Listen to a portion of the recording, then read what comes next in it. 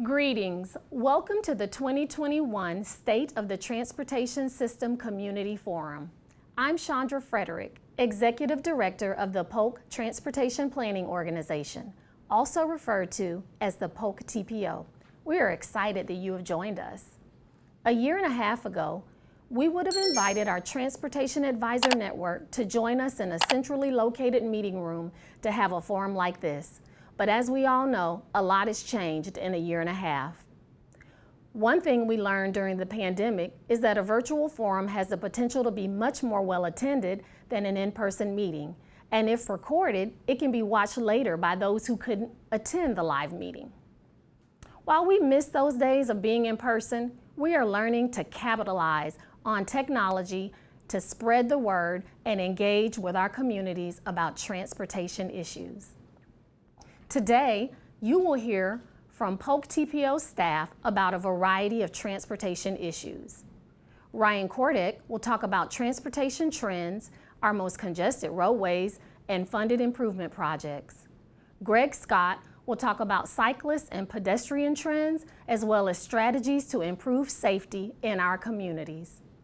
Julia Davis will wrap it up with an update on transit ridership data and will provide an update on transit routes and transfer facilities, as well as a look at planned facilities. Each of our speakers will be taking questions, so if you have a question, please feel free to drop them in the chat or comment section. Again, we're so glad you've tuned in to our 2021 State of the Transportation System Community Forum. Tag a friend.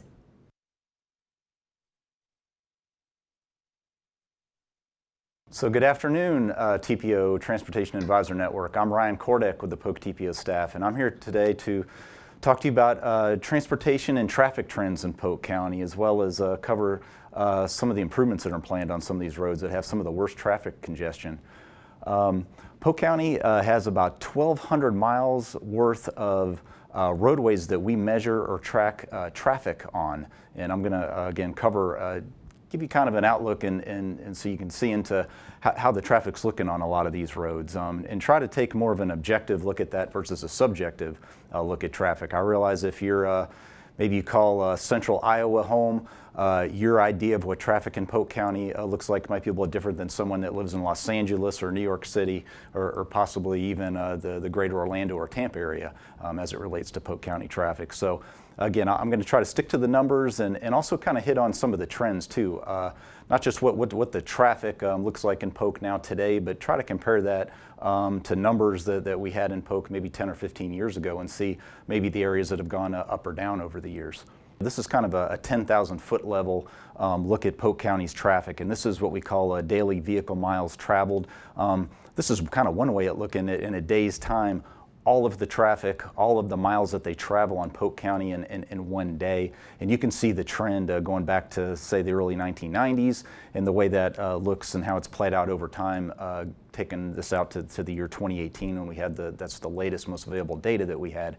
And you can see, obviously, a big increase, about a 32% increase in VMT during the time just between 2013 and 2018.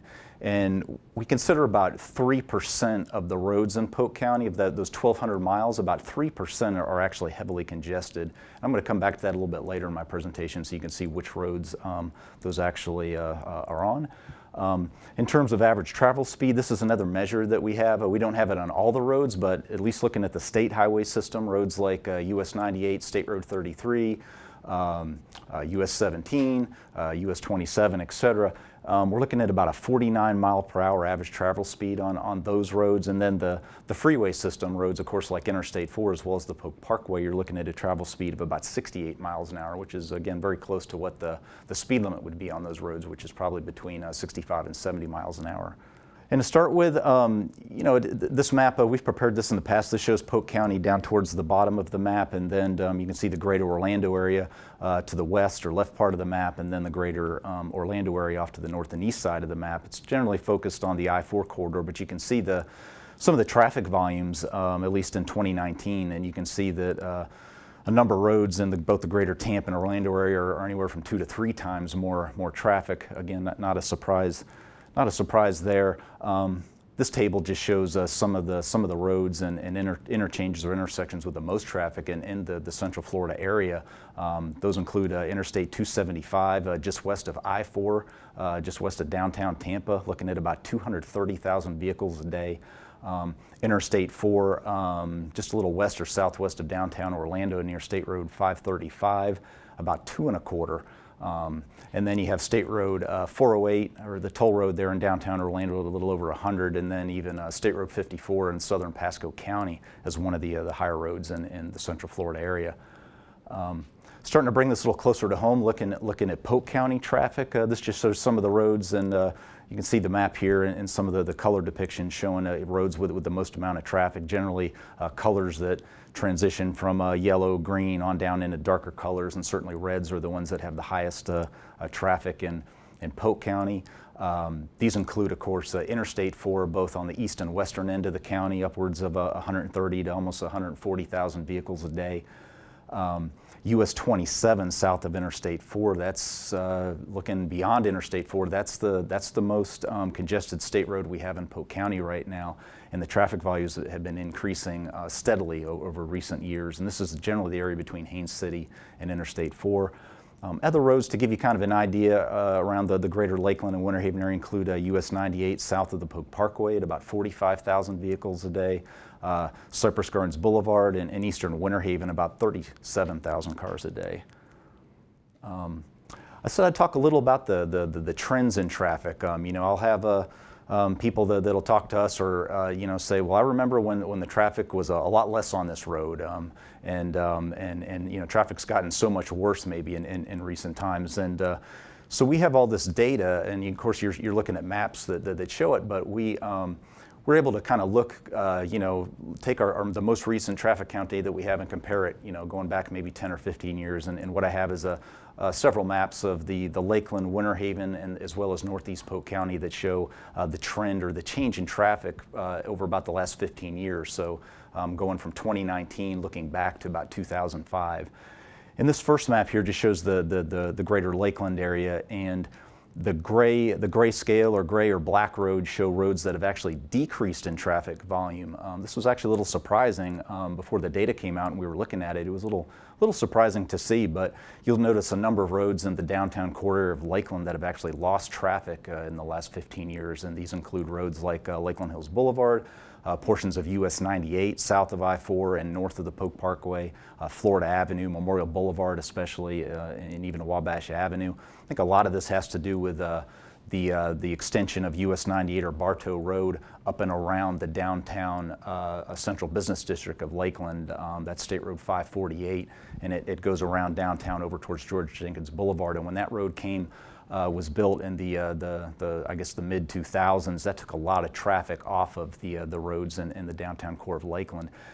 At the same time, you also see some pretty big increases in roads, especially the regional roads around Lakeland. Roads like Interstate 4, roads like the Polk Parkway, County Line Road, with substantial increases in traffic. And this is just a table that again shows some of those gains in traffic. So over about the last 15 years, for instance, Interstate 4 west of the Polk Parkway near the Hillsborough County line saw an increase of almost 38,000 vehicles a day on average. The Polk Parkway west of US 98 on the southwestern part of Lakeland saw an increase of over 20,000 vehicles a day in that 15-year time frame. Looking at Winter Haven, not quite the decreases and increases like Lakeland's seen, but you see some similar trends with the downtown area of Winter Haven having less traffic, and then kind of towards the periphery, looking at US 27, even portions of the Polk Parkway and State Road 60, Thompson Nursery Road, Winter Lake Road, seeing increases in traffic. And again, this table just kind of highlights some of those changes. In Northeast Polk, the changes were a little more dramatic over the last 15 years. This map you see in red, and I already alluded to this earlier, but portions of US 27 north of Haines City, Interstate 4 in eastern and northeastern Polk County with significant increases. Again, this table shows that. In the case of Interstate 4, the differences between 2019 and 2005 show an increase of over 60,000 vehicles a day on that portion of Interstate 4. US 27 south of Interstate 4, an increase of over 23,000 vehicles a day. So again, pretty substantial. And I do want to point out several county roads, Lake Wilson Road, Marigold Avenue, as well as Cypress Parkway. In some cases there, and you can see what the original traffic volumes were in 2005 in parentheses, but in a lot of cases these roads have more than doubled in traffic volume in that 15-year time frame. This is a map too that we have that maybe tries to show or explain maybe a little bit why the traffic has increased. Certainly we're seeing a lot of regional traffic trends. People that live and work outside of Polk County that certainly drive through Polk and contribute to our traffic. This shows the residential development over that same time period, going back to 2005 to 2019. It's broken up in different time frames, but generally the yellow dots show residential development where lots were built upon and houses constructed between 2005 to 2008. And then you have orange dots that show development activity between 2009 and 2013, really kind of the last downturn in the economy.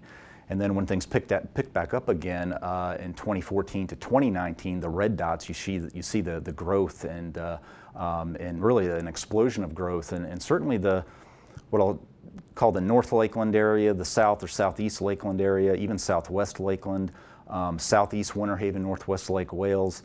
But then you see two really big areas centered on either Point Siena or the US 27, US 1792 corridors in Northeast Polk County, again showing the amount of growth. So that starts to explain it. So those are the traffic volumes. We track the traffic on those roads. What do we do with it? What do we do with that data? This shows the congested corridors. So saying we have that traffic, and we also have measures on these roads so that basically there's a limit or a threshold with how much traffic you can have before we consider it congested. And this map just shows the roads that we consider congested in 2020, and they include a lot of the corridors that I just discussed, where you've got maybe segments of US 98 and Lakeland, both through town as well as up in north of Lakeland, County Road 557, portions of US 27, Interstate 4, as well as the roads that I just referenced in the Point Siena area. This next graphic just shows some of the planned improvements on a number of those corridors, and I kind of wanted to highlight those. That we've got several projects right now under construction. If you've been driving around, you've seen them. Certainly, State Road 542 in eastern Winter Haven. The interchange at County Road 557 and Interstate 4 is under construction, and there's another one down in Lake Wales at US 27 and State Road 60. Some other planned improvements on those corridors that we're seeing that real big increase in traffic over the last 15 years include Lake Wilson Road, Cypress Parkway, and Marigold Avenue, both in Point Siena. And you can see on the table included here, when those projects are planned to be widened and have construction get underway. In all cases, it's basically within the next 2 to 3 years. A few other projects I just want to point out quickly include West Pipkin Road in Southwest Lakeland. That project is scheduled to go to construction in a few years, as well as a new road that's planned. It's called the Central Polk Parkway, just north and east of Bartow. And this would be a new road, a 4-lane toll road between the Polk Parkway and US 17. Ultimately, it would extend down to State Road 60. This would provide a lot of relief to, say, US 98 between the Polk Parkway and Bartow, portions of State Road 60 in Bartow, as well as Spirit Lake Road and US 17 in the Winter Haven area. So again, this is just how the state of the transportation system and traffic is looking in Polk County. And again, we look forward to hearing what your questions are and look forward to the discussion with you. Thank you for your time. Okay, so now we're going to look and see what questions you all have for us. And looks like the first one is, how often does the TPO collect or count traffic on roads in Polk County? Good question. Don't think I covered that in the presentation. We essentially take traffic counts on the roads in Polk about once a year. We did not do that last year in 2020 because of COVID, but we're slated to do that again in 2021. We also have upwards of about 650 or so count stations all throughout the 1,200 miles or so of major roads in Polk County. So that's again what we do there in terms of traffic counts. Another question. This is a good one. Looks like this is in regards to US 27. It says, your map showed US 27 in northeast Polk County is currently being congested. yet the next map didn't appear to show any improvements, are planned for this road. Is that really the case? I guess the map that I showed in the presentation, it was showing projects that are planned about within the next 3 to 5 years. In terms of US 27, there are some planned improvements. It's just that they're a little outside of 5 years. The first of which would be a significant interchange improvement up at Interstate 4 and US 27. Right now that's not committed or programmed by the Florida Department of Transportation, but it's anticipated that that might be happening in the, say, 2026 to 2028 time frame. So at least for the short term, US 27 and that part of US 27 is going to kind of be as it is. I will say too that there's some additional planning and evaluation going on right now by the Florida Department of Transportation. They're looking at an overall really sub-area study for most of North and East Polk County that's centered on US 27. They're going to be making a presentation at the next Polk TPO board meeting on June the 10th, and they're going to be updating our board on what the status of that study is. We expect to see some new and great things from FDOT there. Last thing I can say about it is our 2045 long-range transportation plan that we recently completed. Again, this is looking out in the long term, shows the need for a new corridor kind of parallel or adjacent to US 27 off to the east of us, east of US 27, that would help with some of the congestion on US 27 itself. But again, right now that'd be a long-term type improvement, something in excess of 10 years from now is when that would happen. Let me see, another question here that we have. You discussed several roads in Lakeland and Winter Haven that have less traffic than in the past. Why is it then that the congestion or backups at lights, for instance, seem worse on some of these roads? That's another great question. Some of it, I think one of the points is that while some of the roads like Florida Avenue or Memorial Boulevard have lost traffic, there's actually more traffic on some of the other regional roads like Interstate 4, US 98, the Polk Parkway, County Line Road in the Lakeland area, for instance. And some of the congestion may be while the traffic's gone down on that road, you're actually coming up to an intersection or have a traffic light that on one of those roads that has quite a bit more traffic. The other thing is that just that there's more stop signs, there's more development, there's more driveways coming out into the roadway, so there's just more congestion on the road that you may see as much as anything, just because there's conflicts going on where, again, you need to accommodate different cars and different movements over time. So that can have an effect on roads and how fast cars can move through it, and that's really the ultimate measure on a roadway. I spent a lot of time talking about traffic volumes, but really the speed of a roadway, how quick can you go from point A to point B? That's really the ultimate measure on a road. And in the cases, a lot of those roads, those times have been unfortunately reduced. Last question I see here is, would love to hear an update on State Road 544, Lucerne Park Road, that's in the Winter Haven area. It states if willing. Heard that the feds may send us some money for that. Yeah, I've heard that too. There's been a solicitation or request from some of our congressional representatives. They're looking at the potential for some federal earmarks. We've been kind of working towards that, trying to support their request. I can't say, I don't know if money is going to be allocated to State Road 544.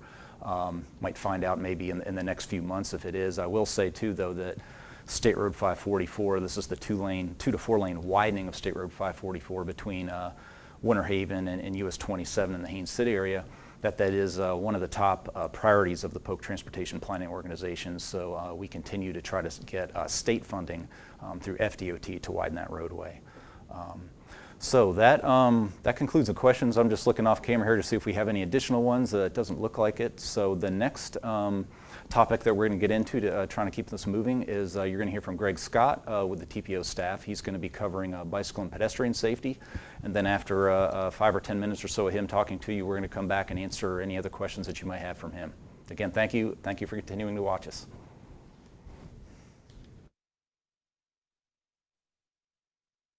Hello, I'm Greg Scott, Senior Transportation Planner for Safety. In the next few minutes, I will present you with some powerful stories that are both sobering and hopeful. I hope you will see, as I have, the roadway deaths and destruction that we have been trying to live with are our problem together.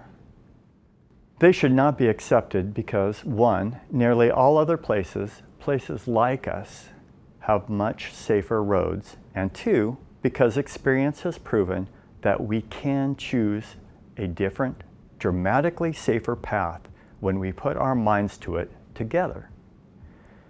This first chart shows the rankings of various causes of unintentional death for Floridians by age. The top bar shows the ages, and the left side shows the rankings. Motor vehicle trauma causes of death are colored orange. Even before our children learn to walk, death by motor vehicle trauma as vehicle occupants is the third leading cause of their deaths. As our children begin to walk and explore, death as vehicle occupants and pedestrians become the second and fourth leading causes. As grade and middle schoolers, death as occupants, pedestrians, and now bicyclists becomes the first, second, fourth, and fifth leading cause of unintentional death. As our children test their independence in their teen years, death as occupants, pedestrians, bicyclists, and now motorcyclists becomes the first, third, and fourth leading cause of unintentional death. In fact, as Floridians, crashes are the predominant cause of death throughout our lives. Now, why do we tolerate such death and destruction? Consider this. We would be up in arms if such death and destruction were due to crime, food poisoning, or virtually any other reason. I believe we tolerate it because we have learned to call them accidents, and we have been told that it is the price of traveling, or because we have been led to believe that it is the fault of the crazy drivers, the crazy walkers, the fault of the lazy or the uneducated, the others. You fill in the blank. Look, we all make mistakes, but crashes are crashes, and they are not accidents because there's enough blame to go around. Furthermore, something is going on in Polk County. This next graphic will bring this home to you. This chart compares Polk County's roadway death rate to that of 49 reporting countries on 6 continents and to all 50 states. We, Polk County, are an outlier in a very unflattering way. The 49 nations are in blue and the 50 states are in gold. Polk County, Florida, and the USA are highlighted in red. Among the safest states are the states of New York, Minnesota, and Illinois. Among the worst are Florida, Arkansas, and Mississippi. Only a few states have more deadly roads than Polk County. Both the safest and worst states have demographics and geographies not unlike ours in Florida or Polk County. Among the nations, the best are those in Western Europe, Australia, and Canada. Turkey falls in the middle. Chile, USA, and Russia are among the worst. None of the 49 nations have roads as deadly as Florida or Polk County. You may say that Western Europe is not like us, but Australia and Canada are pretty similar to us. This next graphic shows how Polk County ranks compared to 66 other counties in Florida. The rankings on the right side of the bar are where Polk County is relatively safer, and the rankings on the left side are where Polk County is relatively unsafe. Up top, you see that Polk County has the 9th biggest population. Because of our population ranking, if all Florida counties were equally safe, we would rank 9th in every measure. So what does that tell us? On the good side, we rank better than our population would indicate in serious injuries and severe pedestrian and bicycle crashes. On the bad side, we rank poorly in overall roadway deaths. This next graph shows the Polk County change in roadway users killed or incapacitated over the last decade by the mode of travel they used. In summary, the situation for pedestrians has significantly worsened, The situation for motorcyclists and bicyclists has somewhat worsened, and the situation for motorists has become significantly better. The worsening situation for pedestrians is of particular concern. This next graphic maps the hot spots where most pedestrians and bicyclists are being killed and incapacitated. To orient you, Polk County is shown in the middle, and Interstate 4, Polk Parkway, and Highway 27 are shown for context. The squares on the right side zoom into Lakeland near Memorial Boulevard, Auburndale, and Lake Wales. Pick a spot. Pay close attention as I flip between the beginning and end of the decade so you can see the changes. Red is the worst. Ready? What did you notice? As stated in the introduction, this death and destruction is avoidable. It is fixable, and the fixes are very cost-effective given the huge costs of medical care and lost livelihoods, not to mention the crash-related congestion and lost business productivity. This next slide illustrates one local safety improvement. 14 months ago, we placed signalized mid-block crossings on Memorial Boulevard. Mid-block crossings recognize that people will not walk a far distance to a traffic light. Signals at the crossing get the driver's attention. So what was the result? Comparing the 14 months before and since the new crossings were installed, the difference has been a net savings of 1 life and 6 incapacitating injuries. Using the Florida Department of Transportation Crash Cost Calculator and subtracting the installation costs, the net savings has been $13.4 million just in those 14 months. The costs are one-time and the savings are ongoing. Although the 14 months included COVID time, this experience is in line with national and Florida experience. This next slide illustrates another local safety improvement. 4 years ago, Lakeland City staff and City Council elected to give pedestrians a 5-second head start in crossing intersections in the downtown area. Doing so helps prevent collisions between pedestrians and turning vehicles. Now listen closely as this improvement takes a story to explain, but you will recognize it. For the story, I'll consider you the motorist, and we'll use a left turn as an example. You as the motorist are about to turn left at an intersection. In doing so, you will cross oncoming traffic and cross the opposite crosswalk on the street you are turning left onto. You are watching for oncoming traffic and, consequently, are unaware of the pedestrian waiting on the corner to cross the street in which you are heading. You start turning left across oncoming traffic when you suddenly see the pedestrian in front of you. By now, you've either stopped in mid-turn in front of oncoming traffic, hoping that the traffic is paying attention, or maybe you've tried to swerve around the pedestrian. Understanding that both you and the pedestrian had the go signal, you had the green arrow and the pedestrian had the walk light. You think, what's the deal? I almost hit that lady. What idiot designed this? The pedestrian thinks, I almost died.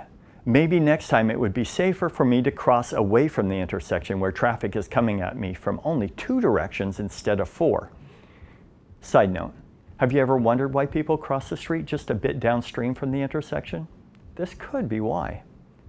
Now please note that it would be safest to give distinct, separate times for pedestrians, then left turners, then right turners, but this could increase congestion.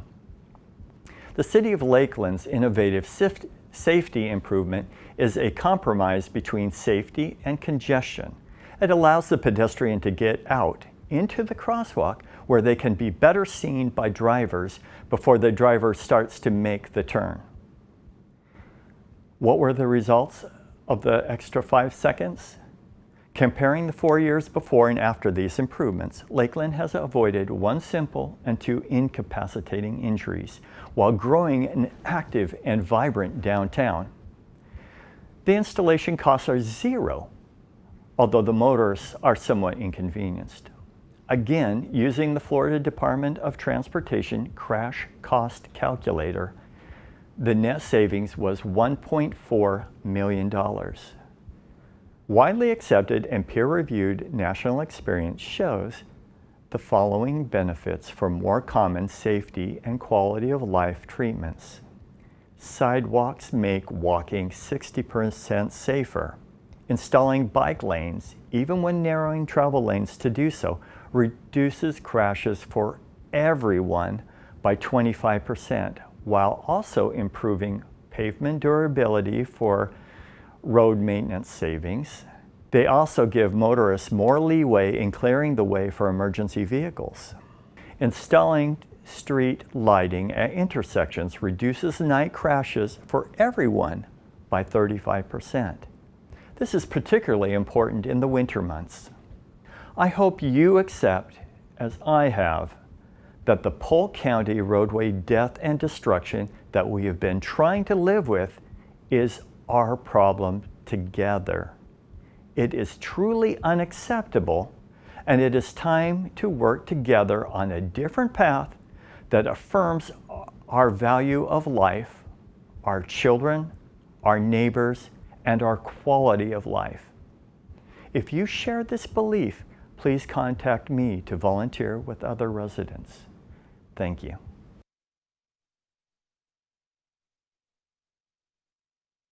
Let's open it up to questions. Somebody mentioned helping and asked what the volunteer opportunities were.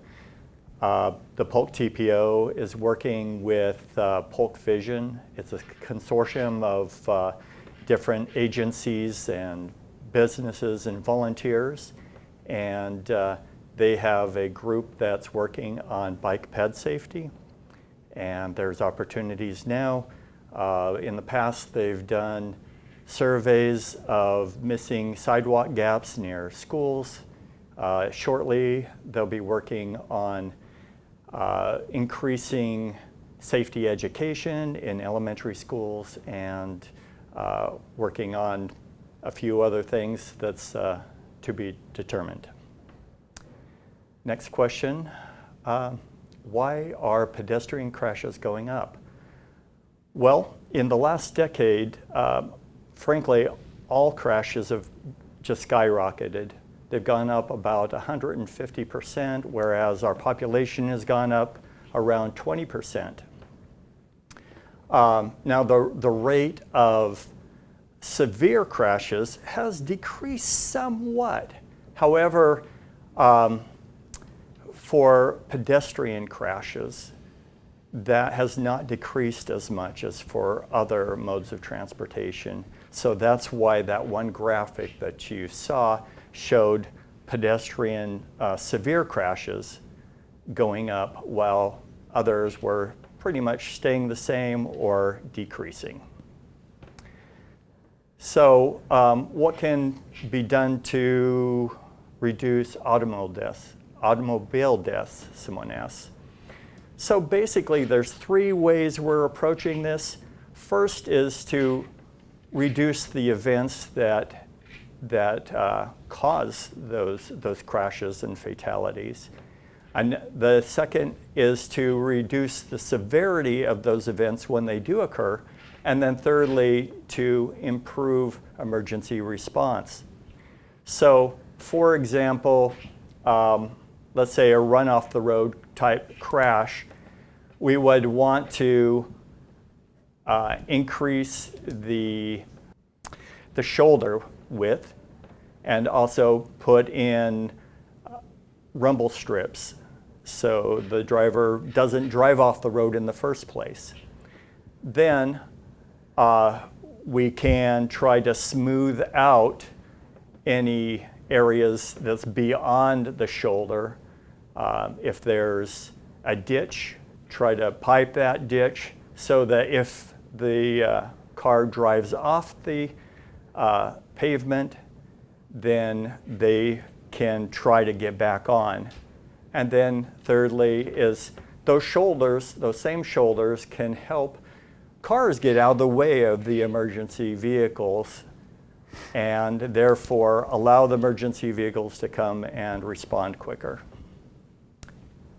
Are there any other questions? No other questions. Okay. Well, thank you, Greg. And next we're going to hear from Julia Davis with the TPO staff, and she's going to be discussing imagining better mobility, and this will be the last part of our workshop today. Welcome to the Spring Community Forum by the Polk Transportation Planning Organization. I'm Julia Davis. I'm a senior transportation planner, and my focus is transit. Imagine greater freedom and mobility by bus. Today I'll be telling you about what's going on with transit today and in the future. I'll tell you where the buses go, where the stops and transfer facilities are, what's new and exciting in Polk, and what's planned. But first, some transit data. I have a chart here that shows ridership in 2018, 2019, and 2020. Fixed route, which is when you catch the bus at a bus stop or a transfer center, increased in 2018 and 2019 and decreased in 2020 because of COVID-19. ADA, which stands for the Americans with Disabilities Act Complementary Paratransit Program, increased in 2018 and 2019, and then the ridership decreased in 2020, again because of COVID-19.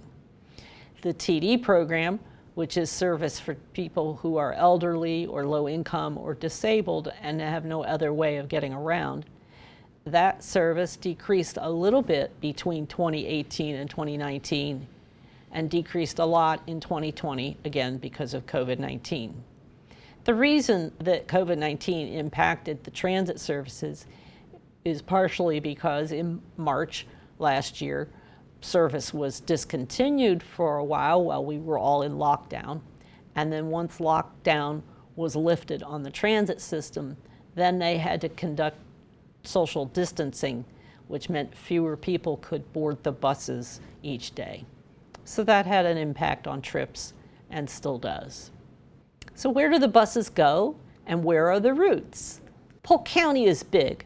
The total area of the county is over 2,000 square miles, which makes it the 4th largest county in Florida. There's a lot of ground to cover. The LAMTD Citrus Connection bus routes are identified by colors in the west and numbers in the east. Imagine being 14 and catching the bus to meet your friends at the movie theater or the mall. You have fun and learn about independence. The Reroute 2020 project improved operating effectiveness of the western routes. This was done in October of 2019. This is what the western routes look like now as a result of the Reroute 2020 changes. Imagine living in a rural area of Polk County like Fort Meade and being able to catch the county bus Monday through Friday. There are plans for improved service to outlying communities. This is a map of the eastern county routes showing the outlying areas. There were several new routes that were implemented in 2019 and 2020 in spite of COVID-19. The new Route 17X from Lake Wales to Haines City started in October of 2019. It provides a connection along the Ridge Corridor, including the cities of Dundee and Lake Hamilton. Another new route was the Loman Flex route. This route provides needed services in the Loman area. Up to October 2019, it had no public transit service. The new Peach Line provides service along South Florida Avenue in the Dixieland area for Florida Department of Transportation and City of Lakeland's Road Diet project. And Route 19X was introduced in late 2020 to connect the Posner Park and Ride Transfer Center to the Sunrail station in Ponciana. Where are the transfer centers? Where do you catch the bus? We have some pictures of the passenger transfer centers. This one is in Winter Haven. It's been there for quite a few years. And we have the passenger transfer center in Lakeland. Again, this one's been there for a few years. These are both in the downtown areas of these cities. Imagine being disabled yet being able to get to the doctor with a door-to-door van service which is affordable to you and which is nimble enough to transport you today or tomorrow for an urgent appointment. The Transportation Disadvantaged Service is available to people who are elderly, low income, disabled, and who meet the eligibility requirements. Plans are in place to enhance this service. This is the Regional Mobility Call Center. You may purchase bus passes here and fill out eligibility forms. Now, the Citrus Connection has an app that you can get on your phone, either through the Apple Store or through Google Play, to buy your tickets and to find out where the bus routes are. So they're going into the next century. What else is new and what else is planned? Imagine being 10 and going with your mom to the library and to the museum by bus. Imagine that you get to take 2 buses, stopping at the cool intermodal center to transfer. See the world through the eyes of a child. The City of Lakeland and the Florida Department of Transportation are planning the new Lakeland Intermodal Center. This is the LAMTD Citrus Connection Administrative and Vehicle Maintenance Yard now in Lakeland. This is the artist's rendering of the proposed planned Lakeland Intermodal Transfer Center. It's a few years out in the future, but we're excited about it. Another thing we're excited about is the Route 19 from the Posner Transfer Center to the Sunrail Station. Imagine you and your spouse or date hail a cab, like Uber or Lyft, from your home and catch the bus, the 19X, which takes you to the Sunrail Station. You go to Orlando to see a concert or a sporting event. You don't have to worry about parking or driving. You can party it up. The Posner Station and the 19X route connect to the Sunrail Station. Here's a picture of the Posner Transfer Station. It's brand new. That's why nobody's parked there yet. Nobody knows about it. This connects the 19X route to Sunrail. This is a picture of the Ponciana Sunrail Station. This parking lot is almost full. But if you take the bus, you don't have to worry about parking. What's next? The current TPO studies are being conducted in partnership with the Citrus Connection. Task 1 is the maintenance facility siting in the East County. This will help decide where to put a new maintenance facility in the east side of the county. This will help the transit system because then they won't have to send the buses home to Lakeland every night. The buses can stay on the east side for their nightly maintenance and their quarterly maintenance. Maintenance is very important for safety reasons. Task 2 will look at premium transit routes, and Task 3 looks at better access to transit stops. Imagine catching the premium bus service and getting to work a few minutes early every day. It's a reliable and dependable service. You'll save money. Maybe your family won't need that second car. The TPO and Citrus Connection are studying where to put premium bus service. What is premium bus service? It's also known as BRT, which means Bus Rapid Transit. It's typically a vehicle which has its own lane to travel, so it makes better time. The vehicle would have real-time information and Wi-Fi and maybe even power outlets so you can plug in your devices. The station, there might be a transit center or just a park and ride or just a bus shelter. They're clean and well lit. They also provide real-time information and restrooms. Service features include express service, late night or early morning service, and more frequent service, like 15 to 30 minute headway, which means the bus passes this way every 15 to 30 minutes.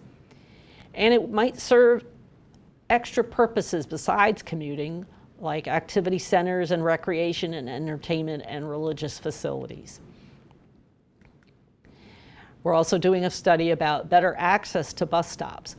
We're looking at the top 100 bus stops in the county to see what the amenities are there and what amenities are needed. For example, does it have a sidewalk connection? Does it have a place for you to put your bicycle when you get there? Is there a crosswalk? And this chart identifies all those features and helps us understand what needs to be done to make the bus stops more attractive, more safe, and more usable for you. In closing, the future is coming and you can get there by bus. We thank you so much for attending our community forum, and we look forward to your questions.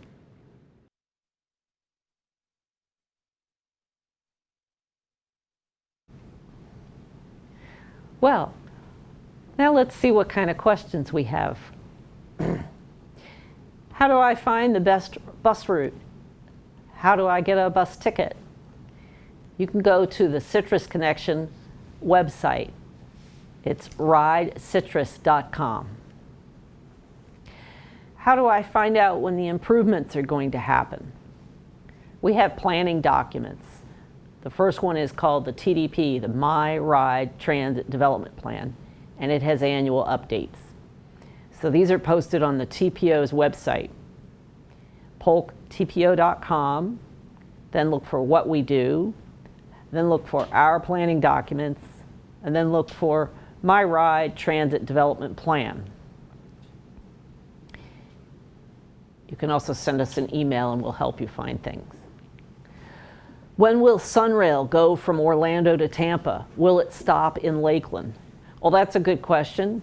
The answer depends on Sunrail and its funding partners, which is outside of our control. LAMTD Citrus Connection has decided until we know about it, they're just going to go to meet the Sunrail. In other words, instead of waiting for Sunrail to come to us, we'll go to Sunrail.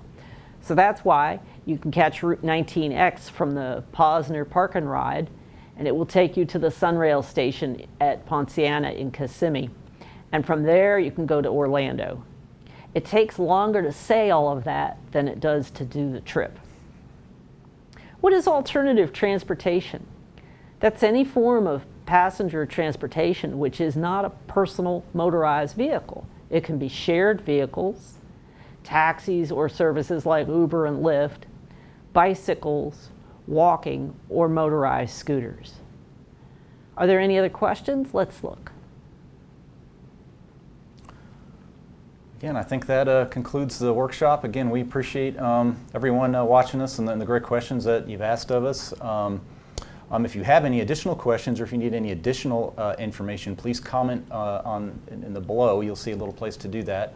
And we'll get back to you as soon as possible. Again, thank you for joining us today.